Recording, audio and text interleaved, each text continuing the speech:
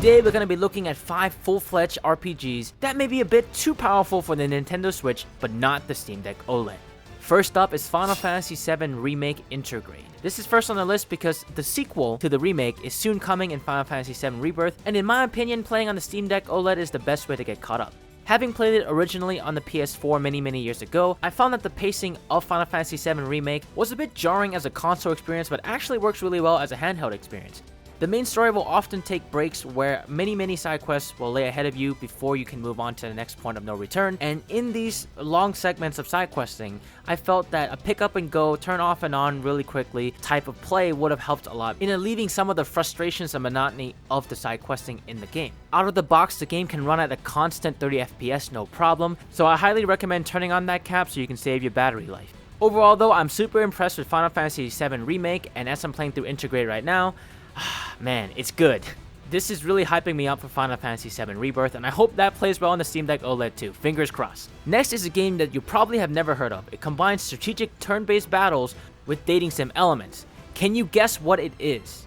No, it's not the Persona series. I told you you can't play this on the Switch, you fool. The game I'm referring to is called Marvel's Midnight Suns, and the best reason to get this game is that Morbius is in it, so you can really actually go Morbin time. But seriously though, this game is so underrated. It was developed by the makers of XCOM. It's got a great blend of deck building, strategizing, and turn-based action. The team compositions in this game can get pretty fun. You got characters like Spider-Man, Iron Man, Wolverine, this green dude, Magic, Ghost Rider, Blade, and so much more. You get to create your own characters and customize with the cast of Marvel characters. Put a team of 3 together and they can all synergize in different ways. Each character in the game have a different unique mechanic and a different unique deck style, and you combine them all together and it can be a really good time once you find the right setups. If you're interested in more details on Marvel's Midnight Sun, check out my review I did back in the end of 2022. I go into detail into why it's such a fun experience, and it may be a little bit different than anything you played before. For the Steam Deck OLED specifically, in the dating sim portions of the game, the frame rates can dip here and there, but during the combat, the game is mostly consistent throughout unless there's a ton of enemies on screen, then it does start to dip a little bit, but it's nothing jarring. It's very playable because it is turn-based. Unlike Final Fantasy VII Remake or the next game on the list, Tales of Arise, an action-centric JRPG that put Tales of back on the map for mainstream audiences. The art direction, art style, and animations for this game are all top-notch and gorgeous and look so vibrant on the Steam Deck OLED. I do have some personal problems with Tales of Arise, but for what it really is a fun game. It does start to slog in the second half of the game, and it really soured my overall experiences with Tales of Arise, but for the most part, it's a very enjoyable experience, and I gotta say, the cast is a ton of fun to be around, and the combat system lends itself really well to facilitating this feeling of team play, where certain enemies will require you to call on allies to break them or open them up or to lock them down. I did wish that this game had native co-op like all the other Tales games in the series. Playing the Tales games with a friend has been a long-standing tradition for me, and I'm really sad that I can't do that with somebody else. It definitely makes the game not really as appealing for me. I have seen the mod where somebody has unlocked co-op mode for people, but that is what I'm saying. It should be in the base game. Like, why is it not in here? Anyways, next up on the list is the Game of the Year winner of 2023, and that is Baldur's Gate 3. While Act 1 and Act 2 runs really well on the Steam Deck OLED, having a constant 30 to 40 FPS, Act 3 can be a slog to get through. Not only that it stutters, but it has a really long load time.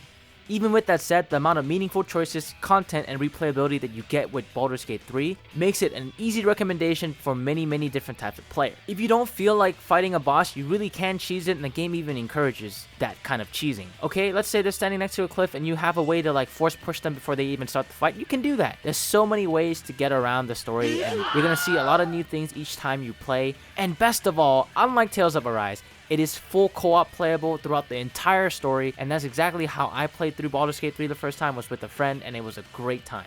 Lastly, I'm going to give you 2 games. They're both kind of different, but kind of the same. The first one is an easy recommendation. It's probably something I would recommend for every Steam Deck owner, and that is Cyberpunk 2077, especially after the 2.0 Phantom Liberty patch. It's an amazing game, especially on the go. For a game this detailed and this great looking to run at an almost constant 30 FPS is super impressive, and I get so immersed every time I play Cyberpunk. The atmosphere in this game is immaculate, and they really sell that dystopian future.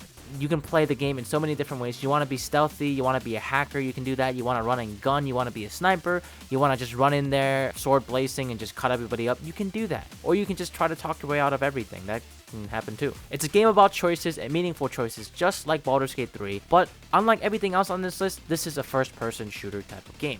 If you're looking for something more slow and methodical, there is Yakuza Like a Dragon, a turn-based JRPG set in a fictional district of Tokyo called Komorocho. And while the story itself is not as serious and dark and gritty as Cyberpunk 2077, what you get in Yakuza Like a Dragon can be just as compelling and emotionally resonant. On the Steam Deck OLED, Yakuza Like a Dragon bounces between anywhere from 30 to 45 FPS. If you tweak the settings, you can probably get it to 60, but I highly recommend just leaving it at 30 FPS and limiting the frame cap. Not only do you save battery, but you also get a smooth experience all throughout. And there you have it.